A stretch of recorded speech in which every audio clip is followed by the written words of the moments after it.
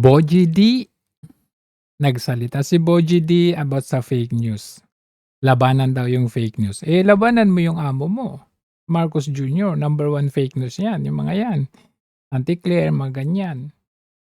May sinabi rin si Boji D about sa ipaglaban ng tama. Walang katumbas ang ating prinsipyo at dangal. Prinsipyo at tangal. Lalo na pag ang usapin ay pananagutan. Wow. When it comes to fulfilling our mandate and our duty to uphold the interests of our people, Oh. we will not compromise and we will not waver. Oh. Let us move forward with conviction, Wow. unity, and purpose. Maraming salamat po. Ang galing magsalita. Eh, paano naman ito? Ito I came across a vlog. Ito about sa mga relo ng mga buhaya. So, paano mo sasabihin na ipaglaban ninyo accountability with dignity? Eh, wala nga kayong dignity at prinsipyo eh. Tingnan nyo naman anong pinagagawa is according to the compass ng inyong amo.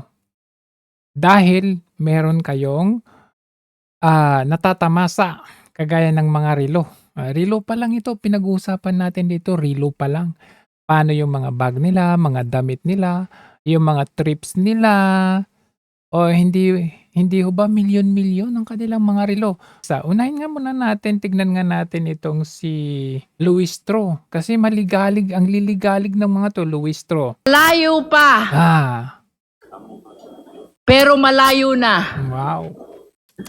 That is where we stand today. Yan po ang sitwasyon natin ngayon. That the complaints allege sufficient grounds for impeachment. Diba? Ang ligalig. Next, sino pang mga maliligalig dyan? Si Abante. Ligalig. The complaint also presents evidence suggesting that public funds may have been distributed through intermediaries. Di wow. Buhay na buhay ang diwa ninyo pagdating sa inyong mga interes. Ito, sino naman to? Kung ang mga binitawang salita ba ng ating si Congon, no? Presidente, tingin ko, no? Impeachment. Personal na opinion ko to, oo. Ang ligalig ninyo. Rog Gutierrez. They could file a case would be after the filing of the impeachment po. No? So Ang ligalig ninyo. Zamora. Session day in relation to the counting of the days, of the session days within. Okay. So ngayon, titignan natin ang kanilang mga relo. Kasi pinaglalaban nila yung accountability, nilalaban daw yung mga corruption. O sige, tignan natin ang inyong mga relo. Pasok! Alternatibo. Lahat ngayon ay nakaantabay sa mga hearing patungkol sa impeachment ni Vice President Sara Duterte. Kaya naman, sa video na ito, susuri tayo ng 5 sa mga relo na isinusuot ng mga kongresista. Relo na ito. Kailangan nating tingnan dito, pinaka-importante para sa akin, ay yung bezel and bracelet niya. Notice how the bezel flows into the bracelet and vice natin versa. kung magkano yan. Case nito, it's shaped Cartier Brazilian aviator. Wow. He asked Louis Cartier to make a watch for him na magagamit niya.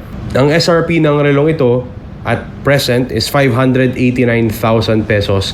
But on the secondary market, I see examples sell for up to 500,000 pesos. Pero of course, if you want peace of mind and you want... Relo pa lang yan.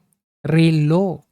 500,000 relo pa lang yan. Kaya naman pala ang ligalig ng babaeng ito. Diba? I mean, isa pa lang yan sa kanyang mga relo. Hindi kasi paiba-iba yung relo din nito eh. How much yung mga sing-sing niya dyan. Yung mga damit na ginagamit niya, diba? 500,000 yung isa sa kanyang mga relos. Diba dapat i-lifestyle check yung mga to? Kung hindi man, dapat ilabas nila yung salen nila. Kasi hanggang ngayon, hindi sila naglalabas ng salen. Pero kung magsasalita sila, akala mo naman, ang lilinis nila. Next naman si Benny Abante. Tingnan natin. Benny Abante, ang kanyang relo. our source this time around, and I will cite tribune.net. Sabi ng tribune.net.ph, ang relo nito ay isang Richard Mille RM11-03. Wow, Richard Mille. Look, you all know how Grabe. much I am not a fan of Richard Mille, but not necessarily the designs themselves, but more on the Magkano price. kaya to? Always has something to do with luxury and exclusivity.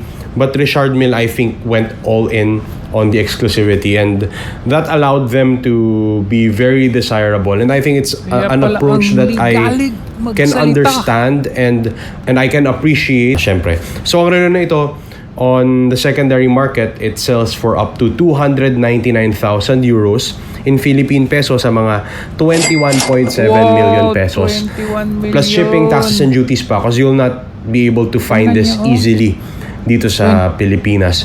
Pero mukhang ito si Pastor may mga access sa mga ganyang Limited edition pa yan. Tapos 21.7 million. Kaya pala, kung titignan natin, magkano ang sinasahod ng mga congressman na to? Hindi akma sa kanilang relo. Relo pa lang yan ha. Kung magsasalita kasi, tignan nyo, 21.7 million pesos. Magkano yung gagastusin sa impeachment? 27 million. Oh! Konting-konti na lang. Ang yaman naman ni Benny Abante. Saan kaya niya kinuha ang kanyang pera? 21.7 million pesos. Kung i-equate natin yan sa gagastusin sa impeachment ay 27 million pesos. Katumbas halos ng Richard Mille na relo. Idi meow, galing. Itong sa may right side na ito, ano to? Star Bomba or Char Bomba. Char! Ano daw, alternative, mas mura, 13,500. Pero hindi magsusot ng mga ganyan yung mga buhaya na yan. Gusto nila, Richard Mille, na 21.7 million pesos. Next, I think tignan Star natin Bomba is naman a yan good kay Jay. entry point. And nating tingnan the case shape. So Yan, it's kay shaped Jay like the Kungon. oyster case. Let's look at the case Ito naman kay Jay Kungon, talaga nakakalula. kahit Nakakalula daw yung, halimbawa, tignan natin clearly there. You'll Balikan also note natin dito ito, and I've kay- also put the link. Ito, balikan natin kay Benny Abante, 21.7 million pesos. So, kung titignan natin, sabi nila, 125 million pesos na gastos na ni VP Sara in 11 days. So, kung i-divide mo yun in 11 days, mas mahal pa itong Richard Mille na ito kesa doon sa ibinabato nila kay VP Sara. Diba? Mas mahal pa yung relo ni Benny Abante. Kay JJ, kung On the naman, side, kahit kalahati lang yung nakikita natin, the pushers are quite clearly there. You'll also note that in terms of the dial, parang rose gold din or brown gold yung color niya. And then at the 3 o'clock position, you'll notice that there is a sub-dial. At dahil sa mga katangin na yan, tingin is a Rolex Daytona, reference 126515 Wow. LN. And the Daytona, Rolex, sana all, 40mm. Magkano naman ito? flex strap, yan yung tawag dun sa rubber strap na naririto. The cases are normally made of precious metal. So in this specific case, it's made of ever rose gold. Ang relo na ito, it retails for 2,522,500 pesos. 2 But on the million. secondary market, it sells higher at 3 million pesos. 3 And million. if you want the watch now, you would have to resort to the secondary market kasi hindi ito available sa mga boutique ng Rolex dito sa 3 Pilipinas. million. In terms of the alternative, I'm giving you a Casio Edifice watch, the EFR 556 PC 2AV, which I'm recommending because of Nakakalula, no? 3 million, relo lang. Tinalo pa yung mga bahay. Halos presyo na to ng mga bahay kung tutuusin. Kung ikaw may 3 million ka, anong bibilhin mo? At hindi ka mayaman, may 3 million ka.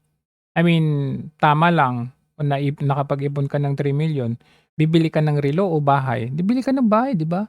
Pero dahil sila, ito ay parang ano lang nila, paldo lang nila ito mula sa mali-maleta. Talagang bibili sila ng relo na ganitong amount kasi nga, extra lang nila ito. shop kayo, I think you can probably use the large Kay version Roger as naman. opposed to the medium. This Cartier naman, Santos Large Black. Cartier, magkano naman to? And I think it's a pretty good looking watch. It has a good solution for the shiny bezel na Magkano sobrang naman? scratch magnet because it's 1,000 pesos. But on the secondary market, I see retail price is 688,000 pesos. But on the secondary market, I see it sell for up to 530,000 pesos. Grabe, 500,000. If you want peace of mind, go for retail. But if you want a discount and you're willing to accept some risk, I think the secondary market dito sa Pilipinas is a good option for you. There are a lot of examples of this. So, anong prinsipyo meron ng mga to? Kasi nga, kaya nga pinupuna natin yung mga lifestyle ng mga politiko dahil hindi naman tugma sa kanilang sinasahod. Pero ang mga to, kung meron kang 500 million, 500,000, hindi ho ba't ibibili mo na lang yan ng kumbaga katumbas na ito ng lupa o kaya sasakyan, second hand na sasakyan. Pero ito, relo lang to. Lalong-lalo na kayong Benny Abante kasi 21.7 million. Mas mahal pa sa Lamborghini ata o Ferrari. Grabe sila. Next, si Zamora. Gold ang kulay niyan, Ang liligalig ng mga to. distinctive with Alam mo, tagapagtanggol ng taong bayan dahil gusto daw nila ng accountability. Pero relo pa lang nila tumatagin. This is just the right size for yung case ng relong ito. It looks like a Cartier, Santos, but it's named this way because of how the movement in the bracelet is actually sort of reminiscent of how a panther moves. So ang relo na ito, SRP is 2,378,000 pesos. And I do see it sell on the secondary market sa ibang bansa, but it's awfully close to this price, kaya I think 2.3 it just million. makes more sense to buy at retail. Halos Nako, pag may 2.3 million ka, tapos mo yan ng bahay, ang ganda ng bahay ng ganyan, malaki na yan, up and down, tapos ito sa kanila, relo lang nila, 2.3 million pesos. So, kung talaga sila, they are for Alam, baka si Congresswoman may mga connections. So, kung talaga sila ay for accountability, di ba? Unahin muna nila yung mga sarili nila kasi magkano ang sinasahod ng mga to buy this? Kasi sabihin na natin kahit 200 to 300k a month yung kanilang sinasahod, kinakailangan nila muna taon. Taon muna ang abutin nila bago sila makapag-ipon ng ganitong milyon-milyon para bumili lang ng relo. Relo pa lang to. We're just talking about relo. Paano yung mga bags nila? of this watch, 5,300 pesos at retail. This looks quite, I really love the Cartier Santos, especially with the history behind this watch. So ito kasi para siyang lang re-review ng mga relo. Medyo apolitical siya pero kung titignan natin dito, na-expose kung magkano yung kanilang mga suot-suot na relo. So, ang main point natin dito bago sila mag-akusa ng corruption sa kay VP Sara, tingnan muna nila yung sarili nila. Okay? Next. Yan. Congressman Marcoleta, ayan, nagsalita na rin with regard dito sa kay Martin Romualdez at Escudero sa corruption. Tingnan natin. Ginoong Pangulo, at first glance, the statement appears to be a defense grounded in law, process, and institutional structure. But upon closer examination, Mr. President, this is not a clarification but a calculated narrative. And it is our duty as members of this chamber to dissect this narrative, expose its inconsistencies, and ensure that the truth is not buried beneath rhetoric. His justification for his prolonged silence, an alleged act of respect for the legal process. But lest we forget, this is the same individual who declined the invitation to appear before the Senate to answer questions under oath. The same individual bestowed upon the interparliamentary courtesy by the chairman of the Blue Ribbon Committee. Let us be clear. Respect for the legal process is not measured by selective participation. It is demonstrated through full and transparent cooperation, especially when public funds and national interest are at stake. Silence and inaction become complicity. He further claimed that he has cooperated with the Independent Commission for Infrastructure, or ICI, submitting affidavits and documents. But this alleged cooperation was done behind closed doors, without public scrutiny and without any verifiable records accessible. Ayun na nga ang gusto ni, di ba, yung sinasabi ni Martin Romualdez, na i-open niya yung report, yung committee report. Di ba, pumunta siya sa ICI. Nakapagtataka, bakit ngayon tahimik na? Biglang nawala. Naareglo ba? To the Filipino people, until now, when he conveniently authorizes its release. Why only now? Why at a time when the narrative is tightening, when testimonies are emerging, and when key personalities are poised to re-enter the jurisdiction of our laws? Mr. President, timing is everything. And in this case, timing speaks volumes. Let us now address the core of his defense, the claim that he cannot be the mastermind because the budget process is collective, multi-layered, and shared across branches of the government. The former speaker asked, "How can I be the mastermind?" That the question itself is revealing. By contesting only the label of being the mastermind, he implicitly concedes that he was part of the very system he enabled, the corruption in flood control projects. He deliberately tried to downplay the role of leadership within that process. The issue then is no longer whether wrongdoing was committed, but the extent of his role in allowing it. Mr. President, those of us who walk through the halls of Congress know this.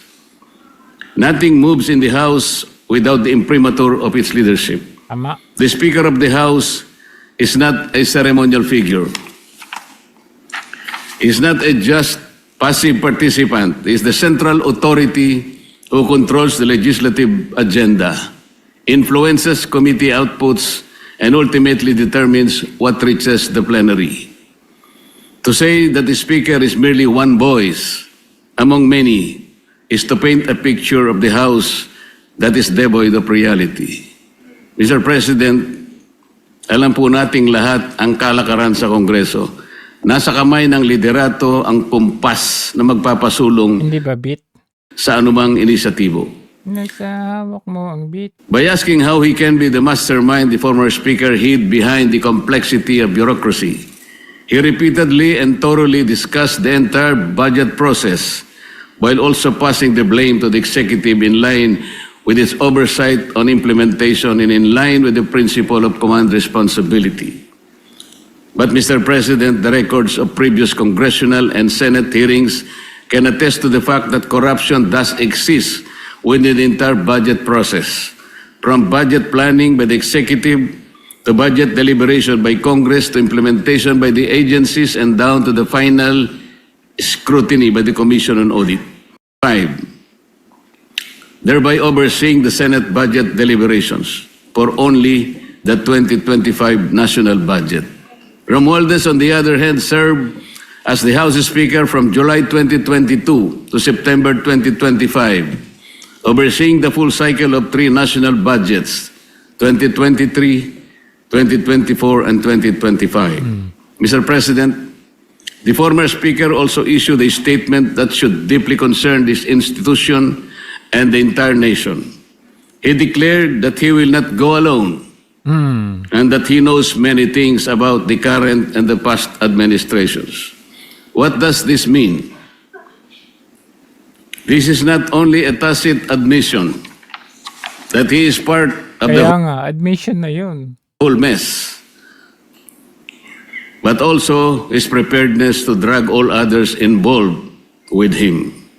Para bang sinabi niya na kung babagsak man siya, Ginoong Pangulo, hindi siya papayag na siya lang ang mag-isa. Hihilahin din niya ang iba pababa kasama niya. 'Di ba kasi maalala ninyo prior doon sa pagsalita ni Martin Romualdez, sunod-sunod yung press con ni Boying Rimulya at kaliwat pati yung kanyang mga yung deputy ombudsman. Lahat sila diyan sunod-sunod. Pati NBI, DOJ, pare-pares yung kanilang linya na kasama sa kinakasuhan si Chis Escudero at saka si Martin Romualdez. Nung nagsalita Martin Romualdez, magtaka ka. Wala na. Hindi mo na marinig kay Boying Rimulya yung Martin Romualdez. Questionable. Is this a veiled threat, Mr. President? Is this an admission of knowledge of broader wrongdoing? Or is this an attempt to leverage information as a shield against accountability? If he indeed has knowledge that could implicate others, then he has a duty, not a choice, to disclose it fully and immediately. Truth is not a bargaining chip, Mr. President. It is an obligation owed to the Filipino people. Mr. President, let us not be distracted by narratives of victimhood or claims of political persecution. The issue before us is simple. Public funds intended for flood control, funds meant to protect lives, livelihoods, and communities have been misused, diverted, or rendered ineffective through systemic anomalies. Lapit na yung tag-ulan. Hindi pa na yan. If you create, or worse, deliberately tolerate, as the Speaker, Tag-ulan na, hindi pa na bibigyan ng solusyon or nasosolve yung corruption na yan, ha? Oh. In fact, kahit si Chavit Singson, anong sabi niya? Agree din siya dyan. Former Ilocos Sur Governor Chavit Singson is parroting the allegation of former House Speaker Martin Romualdez that the Parroting? executive branch is behind the flood control scandal. Che Sulit is on the line for more details. Che, go ahead. Yes, my former Ilocos Sur Governor Chavit Singson came forward to inform the public about the quote-unquote unspoken truth on the flood control scandal. At a press briefing with reporters, the Senate, Manong Chavit pushed back against the Senate's earlier claim that he was unable to submit his sworn affidavit to the Blue Ribbon Committee. Singson says he had already prepared his sworn affidavit for submission on the morning of April 7th, but later received a notice from Senate President Pro Tempore and Blue Lacson. Ribbon Committee Chair Ping Lacson, saying that the panel deferred its scheduled April 14 hearing. The letter to Singson read, "The committee has deemed it necessary to reschedule the public hearing contingent on the mitigation of the current national energy emergency and the formal submission of your sworn affidavit." Oh, April 14 daw, ng petsa na ngayon, nawala na. Following the supposed mishap, Singson said he would not pursue action to the Senate anymore.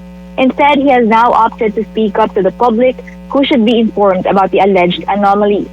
Singson says the mastermind behind the anomalous project is Paano ka magtitiwala na? Hawak na nila yung bit eh. I mean, itong si Lacson. Kung talaga sila, matagal na nila itong ginawa itong hearing na ito. Lagi silang may rason. Yung sabi kulang pa yung pirma dito sa minority sa committee report na ito. Oh. Kaya itong si Chavit nawalan na siya ng pag-asa. Ang gawin na lang niya, ilabas na lang niya sa publiko. Bahala na yung publiko. Rarason kasi nila na, kagaya nung sabi nila kay Saldico, umuwi siya para mag-execute siya ng affidavit. Hindi na ba po pwede na ito, willing na mag-execute ng affidavit. Pero bakit? Wala pa rin yung hearing hanggang ngayon. So saan ka magre-resort? It is the public. is neither fugitive resigned Ako Bicol Party List Representative Saldico nor former House Speaker Martin Romualdez. Instead, Singson bounces off of Romualdez's earlier statement that the executive is behind the scandal, pointing to President Bongbong Marcos. The palace has previously mentioned that the executive's command responsibility has allowed Marcos to probe the issues of the flood control project in the first place. Palace Press Officer Claire Castro also said that Marcos is not the lone official who constitutes the executive branch of the government.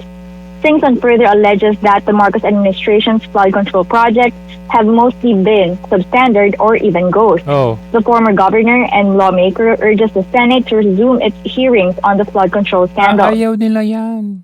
Singson warns Kasi ito magtuturo yan sa boss nila. officials that Mawala na sila ng maleta. if they fail to investigate these anomalous projects, corruption will not end. He also challenges the ombudsman to fulfill its promise of catching the big fish behind the anomalies. The flood control scandal marks one of the largest corruption issues that the Philippines has faced. To go further detail, tignan nyo, pinakita dito ni Gob Chavit yung mga proyekto. Ayan, ang dami dito dito sa GAA 2025. Ayan, pinakita yung report ni, ayan, ito, GAA 2025. Ang dami. Ayan, GAA 2025. And I'm sure napanood nyo naman ito, no? We will not go further into that. Sabi nga ni Azurin nung wala daw silang nakitang ghost project. Pero tingnan nyo naman, napakalinaw. Sila po ay in-expose ni Jesus Duque. Duque ba yan? Oh. In-expose, ayan, ang dami, mga damage. Ayan. Kita nyo naman, yan. Sa drone shots, sa Google geotagging, makikita nyo talaga na ang daming kapalpakan. So anyway, because of this, syempre, the boat is sinking. Nag-shrink na sila. Nag-iisip na yung mga tao. And even yung mga senador. Nakita nyo naman, hati na ngayon ang ng mga senador, ang kanilang opinion dito sa impeachment. Konstitusyon muna bago politika. Ito ang hamon ngayon sa mga senador na tatayong mga hukom oras na umusad ang impeachment trial ni VP Sara. Narito ang agenda report ni Hannah T. Mukhang aasahan ng may tututol sa pag-convene ng Senate Impeachment Court. Oras na dumating ang articles of impeachment sa Senado laban kay VP Sara. Ayon kasi kay Senator Robin Padilla, yan daw ang papel ng Senate minority. Hindi lang impeachment, lahat ng bagay dito, ang trabaho namin ay i-oppose. So sana wag kaming pagbintangan. Kapag kami ay nag-oppose, wag kaming sabihan na kami ay bias.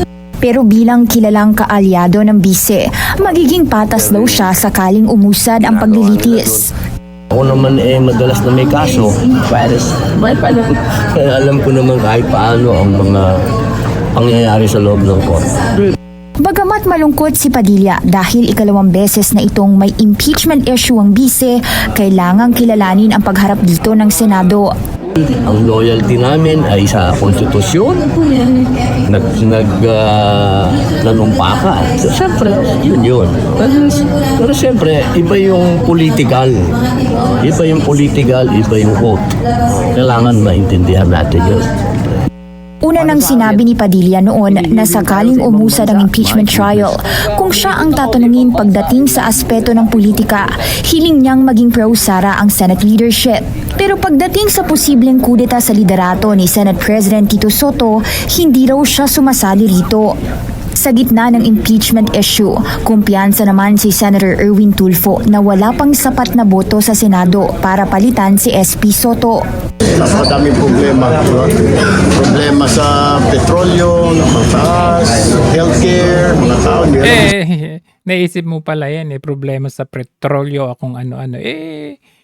Dapat ang sabihin mo, tama na tong impeachment na to, ang dami nating problema.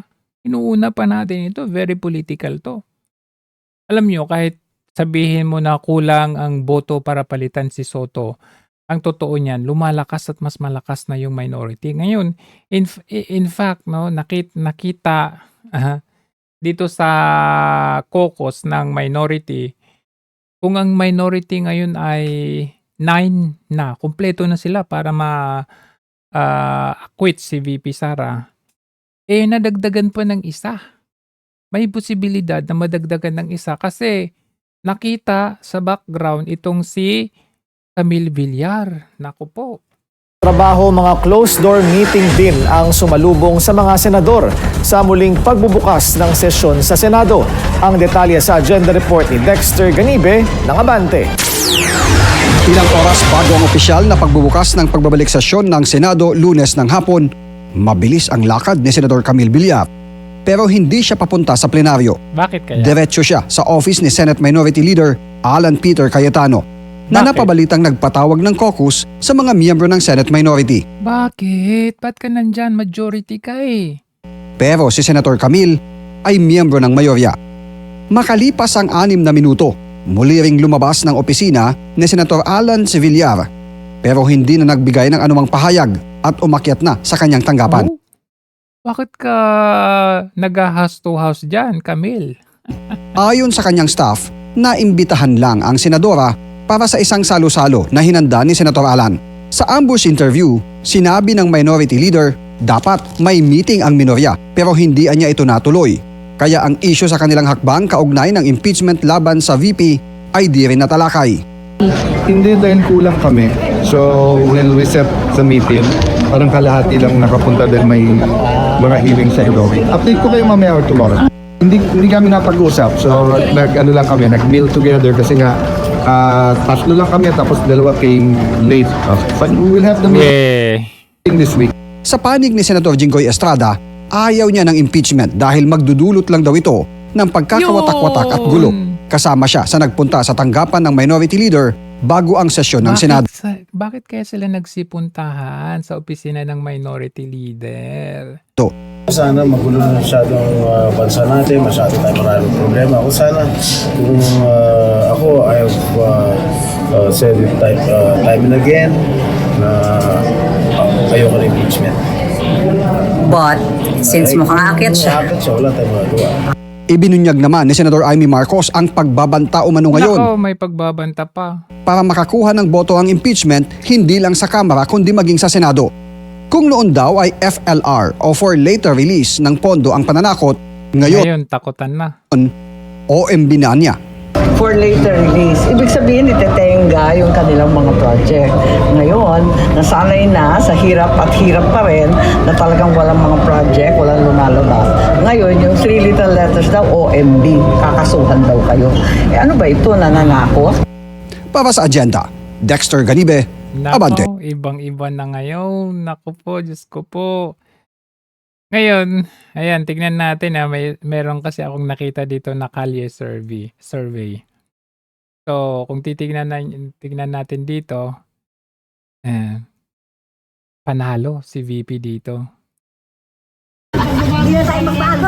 Sa unang segment or sa unang part nito, parang parang naglalaban si VP at saka si Lenny. At lumalaban din si Tulfo dito. Pero sa huli ng dito, ng survey, halimbawa kagaya nito, ayan, 1 kay VP, ayan po. Ayan. Tapos ayan, 1 din kay Lenny. And then naging, ayan, may Tulfo din ata. O, 2 na nga kay Lenny. O, lamang o. Wala na. Isang turn lang yung presidente. So sino po sa apat? Leni Robredo, Risa Ontiveros, Rapi Tulfo, and Sara Duterte. Kay Rapi Tulfo ako dyan. Rapi Tulfo. Bakit po sir? May Rapi Tulfo. Kasi iba, alam ko, maganda na. Hindi mo ba nakita na tahimik siya ngayon sa laban ng korupsyon? Diyos mio, Marimar. Duterte, wala nang iba. Since 2016 naman, simula nang binoto ko si former president natin. Simula nung hindi naman ako nagsisi. Although marami nagbago. Hindi daw nagsisi. Ibalik para may mas lalong may nagbago ulit. Dito sa puntong ito, tie na yung tatlo. Tie na bayan natin. Tie na si VP, si Tulfo, at saka si Lenny. Apat Apat kay Lenny. Tulfo na lang pinuro. Bakit Tulfo sir? Basta na yun, matibay yung loob niya. Matibay, tahimik nga eh. Ayan na 3-3-4. Risa. Where are you? Ayan. Ayan, 4-4 na. Tayo na si VP at saka si Lenny. Tingnan natin. Oh, ayan. Oops. 6-5 na. Sotovirus, Rapid Tulfo. Rapid Tulfo? Okay, thank you. Sara Duterte? Okay, thank you. Sino ma'am? Sara Duterte. Bakit po si Sara ma'am? Siya ang gusto ko eh. Salamat ma'am. Salamat po. Rafi. Rapid Tulfo. Sara. Sa election sa 2028, sino ang iyong napupusuhan? Of course, Sara. Galit pa ata. Sino po yung napupusuhan natin? Sino napupusuhan niyo, sir? Duterte. Bakit po Duterte, sir? Para maging malinis yung Pilipinas. Oh, para maging malinis daw.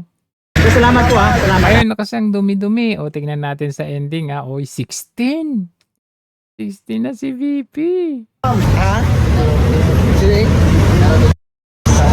Siyempre, wala pa rin tatalo. Ayun, 19 na oh. 20. Oh. Oh, 21. Wala na. Talo na. So, saan ayaw mo ba gusto natin? Eto, siyempre, sabihin natin, hindi naman ito represented by general public, di ba? Kasi ilan lang naman ang na-survey mo dyan. Pero the mere fact na sa selected na location, dito pa lang sa selected na location, makita mo yung dominance ng isang Duterte. How much more sa larger scale, di ba? Kasi if you try to go to social media, sa mga reactions, likes, hearts, sa FB, halimbawa, pag nagpa-survey ka na, pusuan mo pag si VP, like mo pag si Marcos, talagang makikita mo, talagang unanimous kay VP or sa mga Duterte. So, yun po ang magandang nakikita natin dyan na algorithm ni VP Sara. And although kahit ano ang gawin nila, lahat na lang pwede nilang ibato sa kanya, nananatili pa rin malakas si VP Sara. So, ito, ayan, tingnan natin dito sa isang event naman, dito sa event ng pamimigay ng pang-e-epal ni Marcos Jr. sa saan ba to? Sa Cavite ba to? Oo. Sama si John Vic Rimulya. Nag-react si John Vic kasi daw ba't mahina yung palakpak. Ito naman si Marcos Jr. bumanat naman at tinawag na pogi itong si John Vic Rimulya. Panoorin natin. Rimulya. Ba't ang hina ng palakpak nyo? Ano asahan mo? Wala malakas eh. Talagang mahina naman talaga yan eh. Kaya nga weak leader yan eh. Ayan, peke yung mga sound effects yan. Nakakita lang yun ng Pangulo, mahina ng palakpak nyo. Tingnan nyo yung mga nagpapalakpak niya. Mga kaibigan, ikakagalak kong pakilala sa inyo ang Pangulo ng Republika ng Pilipinas, His Excellency Ferdinand Bongbong Marcos. Oo, tingnan nyo. Asan nyo nagpapalakpak dyan? Bilang ko lang tapos ito naman si Marcos Manguuto naman. Maraming salamat sa ating butihing sekretary ng DILG, Secretary. Teka, yung bang pagkakilala sa'yo dito, Governor Pogi, napunta rin sa secretary.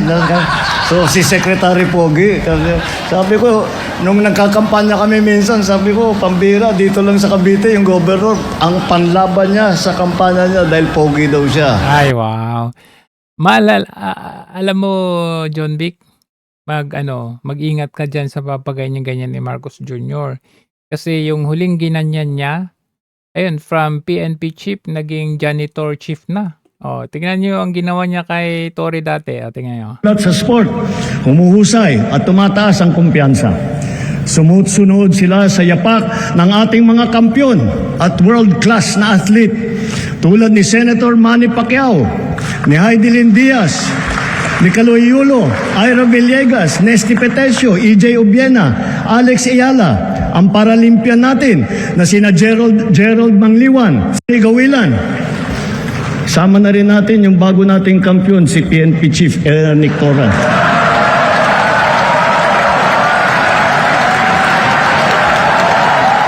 Di ba? Yung huli niyang ginanya, no? Si Torre, saan niya? Itinapon niya sa lansangan. Kaya pag ginaganyan kayo ni Marcos, pag pinupuri kayo ng ganyan, binobola-bola kayo ng ganyan, mag-ingat po kayo kasi traitor po yan. Oh, tingnan yung nangyari dito sa taong to. Pabisi-bisi. Dati, meron tong mga mga convoy. Ngayon, magbibisikleta, rarason niya na exercise. Kawawa naman tong ginawa nila kay Torre, no? Oh. Samantala, kapag tayo ay totoong nakikipaglaban sa accountability, yung talagang ginagamit natin ang ating tapang para labanan ang korupsyon, ang mga buwaya, abay, mga nganib na tayo ay malagay sa alanganin kagaya nitong si Kiko Barzaga. Believe din ako sa taong to, no? Kasi ang tapang niya, pumunta siya doon sa, anong sabi niya? Crocodile Farm. Pumunta siya sa Crocodile Farm. Tapos, talagang nag-vlog siya doon. Sinabi niya, nandito ako sa bahay ng mga buhaya. Siyempre, minomonitor nila yan eh. Kung ano yung gagawin at sasabihin niya, monitor nila yan. Susunod na mangyayari talaga dito, hindi lang suspension, kundi expulsion. First day after suspension, I'm glad to be back. Hopefully walang bagong suspension or expulsion, but we'll see how it goes. Right now, we want to tackle the very important problem of the fuel crisis. And I like to push for my VAT abolition bill. Ang gusto din ni Kong Leviste is yung VAT reduction. VAT reduction, VAT abolition, those are both very necessary. Especially considering now na hindi na economically sustainable yung work ng public transportation sector natin. Lalo na sa amin dun sa Cavite. In Dasmariñas, the tricycle and jeepney drivers are having a very hard time since expected na within this week there might be another possible price increase. Are you worried about it? Not really. Okay lang naman. Even if I lose my job in Congress, I'm pretty sure I'll be fine since I have plenty of other opportunities in life. So you said kanina, So what ano yung nabanggit mo? Kasi Grabe, no? So, pag natanggal na itong mga talagang matitino na mga congressman, edi sila na lang. Matitira na yung mga buhaya. O sa mga botohan, sila. Sa plenary, sila. O so ano yung ipapasabatas nila? Yung corruption. Yung papabor sa bulsa nila. Kasi wala na eh. Nagsipagtanggalan na sila, na-purge na yung mga matitino. Hindi. Okay.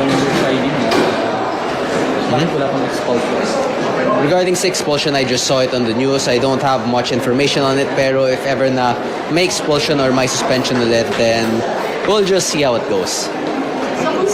Tapos yung mga mag-expel sa kanya, yung mga bumoto lang sa kanila, mga konti lang. Ito, ang mga bumoto sa kanya, malaking population, kumbaga, is yung mga mag-expel sa kanya, mga party list. Diba? Ironic. Dapat unahin yung mahalagang issue dyan sa deliberations ng Plenary sa expulsion. Well, normally, yun talaga yung isipin ng mga tao. And not just me. Plenty of people would want Congress to prioritize the fuel crisis. Well, why were you absent on the last ethics committee regarding Ethics committee? Hindi kasi parehas lang naman yung ethics committee. It's all the same thing. And walang masyadong nagbabago doon. So whether or not I am present, the same result would happen. Tama. Yes. a possibility. If you get expelled, just in that scenario, what does that say about Congress if they drop you from the roles that they expel you? Well, we'll just... What does it say about What does it Congress? say about Congress if they give you such a bad punishment? It already would reinforce what the people already believe about Congress. Since now, as you've seen, Congress is already one of the lowest trust and approval ratings out of any of the previous Congresses that we've had in the Philippines. And there's massive corruption issues in Congress. So them expelling me just already proves what people have been assuming, in that Congress is a corrupt institution and that it is not working for the benefit of the Filipino people. Obviously, no to impeachment ako. We have so many other things to focus on, and impeachment kasi niyan, it's the same as the 2025 impeachment. There's nothing new. So if they plan on doing this every year, it's just going to be a waste of government resources. We'll see first. It's best not to disclose my plans yet. Matalinong bata. Akala nyo may isahan nyo yun sa mga tanong ninyo. But anyway,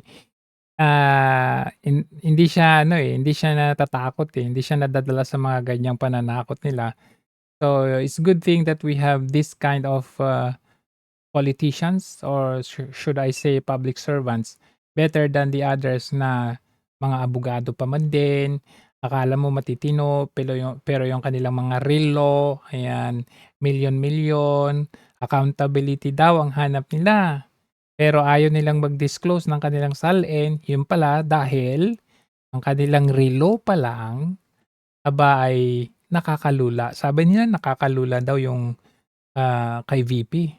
Pero yung sa kanila, you would imagine, tinalo pa nila yung bahay, sasakyan, o yung gastos sa impeachment, o yung sinasabi nilang confidential funds ni VP Sara.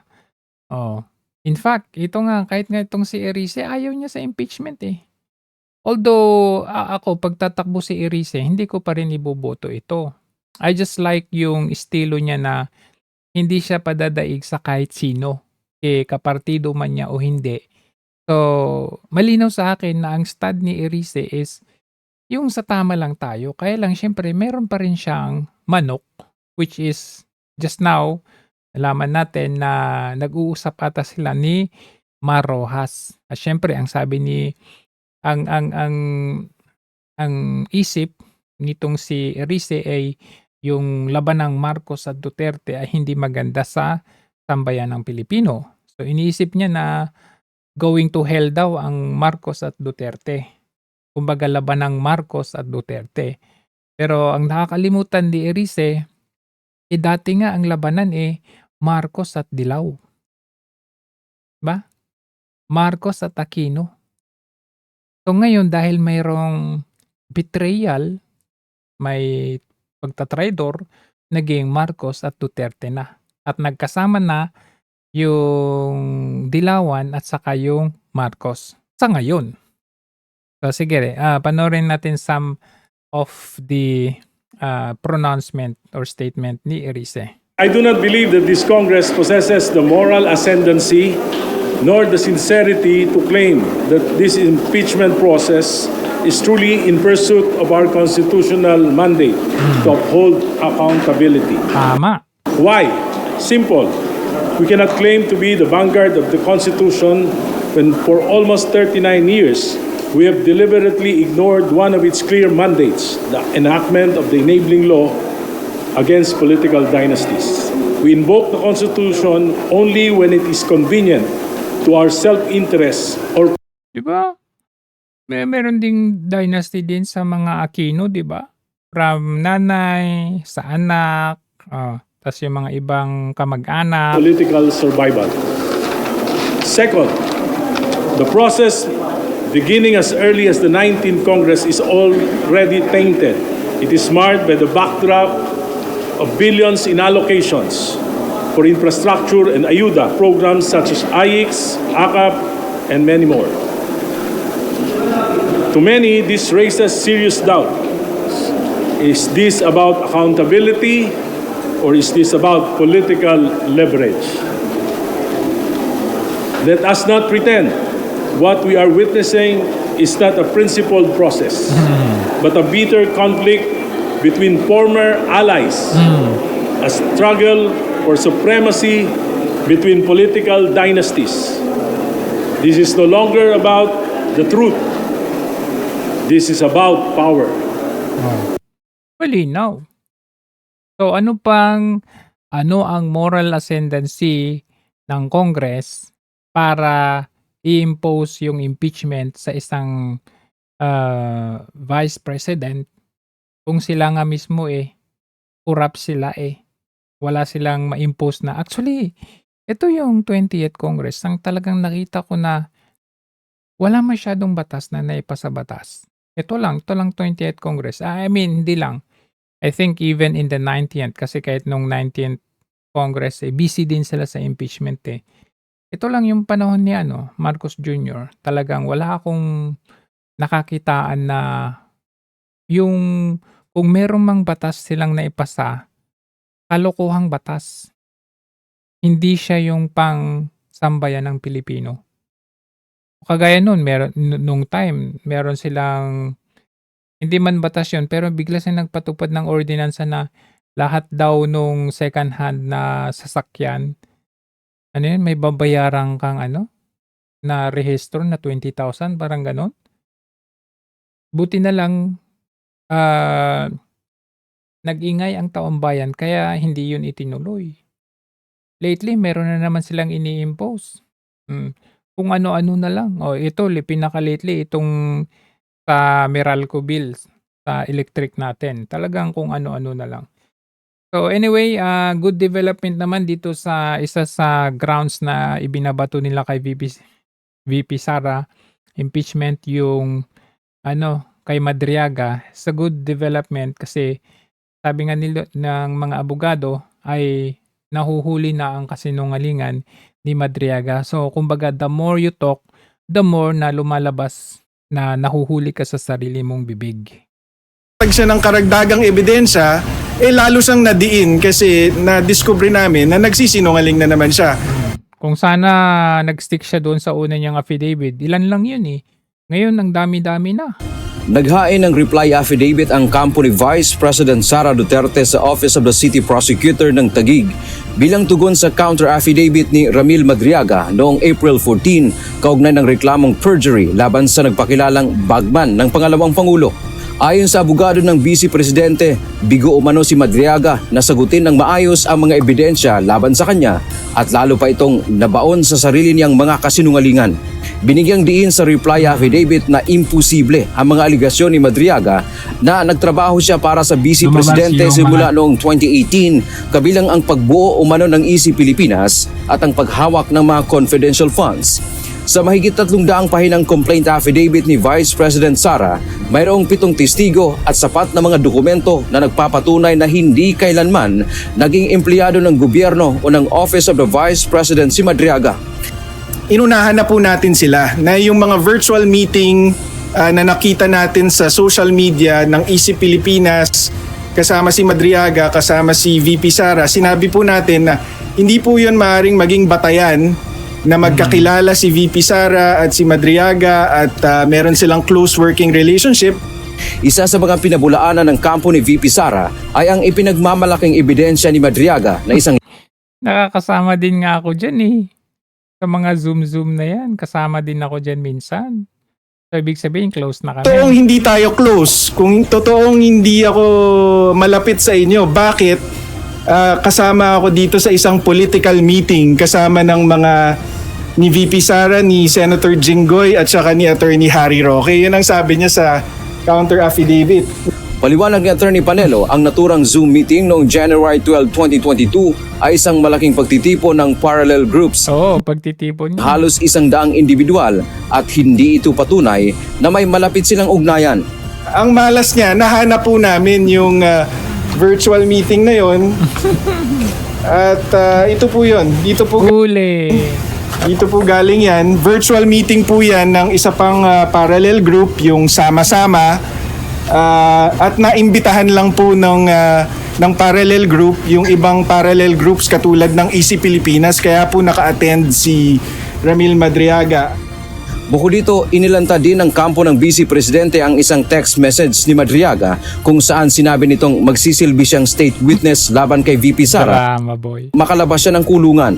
Nakatakda ang susunod na pagdinig sa May 18 kung saan bibigyan ng pagkakataon si Madriaga na maghain ng kanyang rejoinder affidavit bago maglabas ng resolusyon ang piskalya. Hindi, magpakita lang siya ng nagkakapi sila ni PRRD. o ni VP Sara, yung mga ganun ba? Attorney Mans Carpio laban sa Bangko Sentral ng Pilipinas o Hindi mo basta-basta makasama sa kapehan yan eh. AMLAC, Executive Director at 4 na miyembro ng House Committee on Justice na sina Representatives Jerby Luistro, Chel Jokno, Percy Sinday. So, anyway, ayan, nakita nyo naman, pinakita ko sa inyo yung mga relos ng mga kongresista na akala mo ang linis-linis, ha? They're finding for the truth daw, they're finding for accountability para sa mga corrupt na mga officials, pero sila hindi po tantamount doon sa sahod nila, doon sa kanilang mga suot, especially yung relo. Relo pa lang ang pinag-uusapan dyan. So anyway, hanggang sa muli, maraming salamat. Ingat.